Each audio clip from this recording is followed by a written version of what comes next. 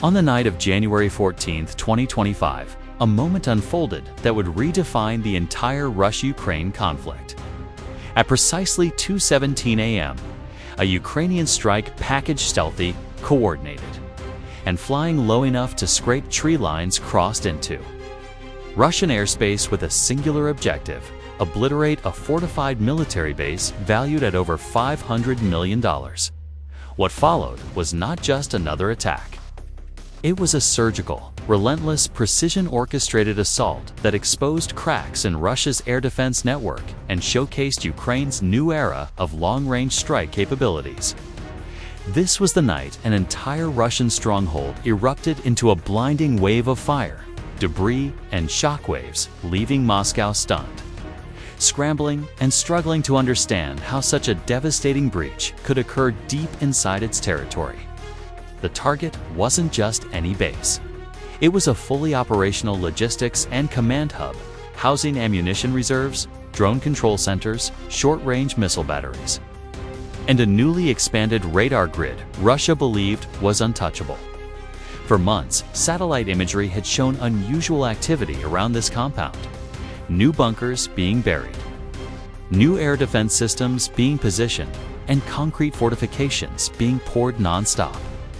Russia had converted this place into a hardened fortress because it served as one of their key nodes feeding operations across the Eastern Front. Yet, despite all this preparation, they never saw what was coming. Ukrainian planners spent weeks mapping radar blind spots, monitoring guard rotations, tracking heat signatures, and identifying the moment when Russian surveillance drones were grounded for maintenance. Everything had to be perfect because they were going after one of Russia's most expensive and heavily guarded military assets. As the operation moved into its final countdown, Ukraine deployed a blend of tools never used together at this scale: long-range precision missiles, decoy drones, electronic warfare jammers, and high-speed autonomous UAVs acting as forward scouts. The airstrike began not with an explosion, but with silency tactical silence engineered to confuse Russian early warning radars. Dozens of Ukrainian decoys appeared first, flying erratically to simulate a larger attack force. Russian tracking systems immediately lit up, their alarms blaring as operators scrambled to lock on to the fast-moving signals. But what they didn't realize was that every radar sweep, every missile launch, and every repositioned weapon was being recorded by Ukrainian reconnaissance drones flying at the edge of detectability. Ukraine was pulling Russia's defenses out of position, and the real strike force hadn't even entered the airspace yet. Then, at the perfect moment, the real attack began. A volley of Ukrainian missiles launched from mobile platforms far beyond. Russian counter-battery range tore through the sky at extreme low altitude, riding terrain contours like shadows. Each missile had a unique path and unique flight timing, designed to confuse Russian intercept attempts. The first targets were not buildings or vehicles. They were radar arrays, jammers, and communication relays. Within seconds, the base began to lose its eyes and ears. Russian operators shouted over failing comms as screens flickered and feeds cut out mid-scan. Within less than a minute, Russia's entire early warning network at the base collapsed into blind chaos. And that's when the Ukrainian UAVs surged in, diving through the dark like steel predators. Ukrainian drones didn't T-attack randomly, they targeted systems that would limit Russia's ability to react. Pantsir launchers, S-300 cells, and mobile SHORAD units that had been repositioned during the decoy phase. Every precise strike removed another layer of defense. Fireballs erupted across the perimeter as ammunition trucks ignited. Russian soldiers ran for cover, some firing blindly into the night, others desperately trying to reboot their disabled radar units. But the drones were too many, too coordinated, and too fast. With their guidance algorithms working together as a digital swarm, they danced through tracers and debris, striking with mechanical precision. Russia's defenses weren't just overwhelmed, they were outmatched by speed, intelligence, and coordination Russia had not anticipated. With the air defenses collapsing, Ukraine activated the second phase, the strike wave. This was the moment the operation shifted from suppression to destruction. Long-range cruise missiles locked onto pre-mapped heat signatures, structural weak points, and fuel storage yards inside the base. The ground trembled as the first missile slammed into a central warehouse, creating a chain reaction of detonations that lit up the night sky like a second sunrise. Shrapnel tore through parked vehicles, storage crates, and the outer security fence. Flames engulfed stacks of artillery rounds, which began popping off like uncontrolled fireworks. Russian personnel were thrown into complete disarray, unable to organize a response, unable to communicate, and unable to evacuate equipment under the relentless barrage. Ukrainian commanders, monitoring everything from encrypted bunkers far away, watched each detonation confirm the mission was moving precisely as planned. Inside the base, the devastation was escalating by the second. Russian commanders attempted to rally their units, ordering them to deploy emergency mobile launchers and counter-drone rifles, but every move they made was already anticipated.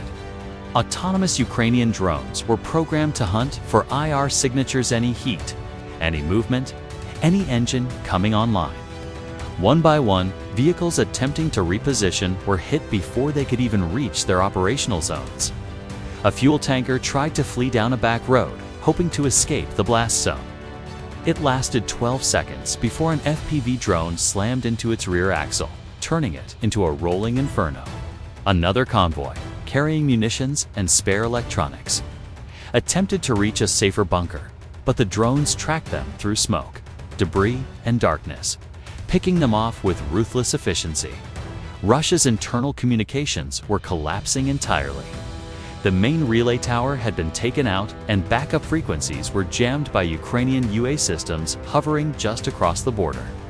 Soldiers were reduced to shouting over exploding ammunition, trying to navigate through burning debris and collapsing infrastructure.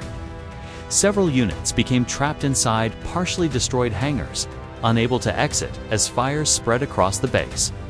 Ammunition deposited carelessly in long rows began erupting like volcanic bursts. Each explosion sent shockwaves tearing through nearby buildings, shattering windows miles away. The base, once a symbol of Russian industrial and logistical strength, was dissolving under a barrage. So fast and so precise that Moscow's own analysts later admitted they had no clear picture of what was happening until hours after the attack. Meanwhile, Ukraine's reconnaissance network was still operating flawlessly. High-altitude drones positioned far beyond the reach of Russian air defenses broadcast live data to Ukrainian strike controllers. Every new fire, every moving vehicle, every attempt at counterfire was logged, relayed, and acted upon within seconds. This wasn't improvisation. This was pre-programmed dominance. The attack force operated like a single synchronized organism. If a target moved, another drone locked onto it. If a radar flickered back online, a missile corrected its course and neutralized it. If Russian units attempted to regroup, the coordinated swarm split and blocked escape routes. The intelligence cycle, detect, track, target, strike was functioning at machine speed, far faster than Russian operators could comprehend, let alone respond to. The heart of the base, the command center, became the next major objective. This bunker housed digital records, operational planning systems, encrypted networks, and the senior officers in charge of regional logistics. Ukraine knew destroying it would cripple Russia's ability to coordinate supply routes for weeks. A precision-guided missile descended almost silently, striking the structure at an angle that pierced its reinforced shell. The explosion was catastrophic. The blast sent chunks of concrete flying hundreds of meters, collapsing adjacent rooms and burying communication equipment under tons of rubble. Smoke billowed from the structure as surviving personnel scrambled through debris-filled hallways. That single strike severed command authority across an entire section of Russia's military operations in the region. Once command was neutralized, Ukraine targeted the base's most valuable asset, the high-value weapons inventory stored in armored bunkers. This included precision-guided rockets, drone components, long-range artillery rounds, and rare electronic systems used for Russian counter-battery radar. These armored bunkers had been built to withstand significant firepower, but not the kind of multi-angle attack Ukraine was unleashing. Drones dropped specialized charges directly onto ventilation points, causing internal overpressure that tore the structures apart from the inside. The resulting explosions were so massive they registered on regional seismic sensors. The shockwaves rolled across the countryside, rattling windows in nearby towns. In a matter of minutes, Russia lost equipment that had taken years to manufacture and assemble. The strike now transitioned into its third and final phase: denial of recovery. This stage ensured that Russia couldn't salvage equipment, restore systems, or reoccupy the base quickly. Ukraine targeted fuel reserves, vehicle repair bays, and transport corridors leading into and out of the compound. Burning fuel spread across the ground in long, fiery rivers, blocking evacuation routes and destroying any remaining mobility assets.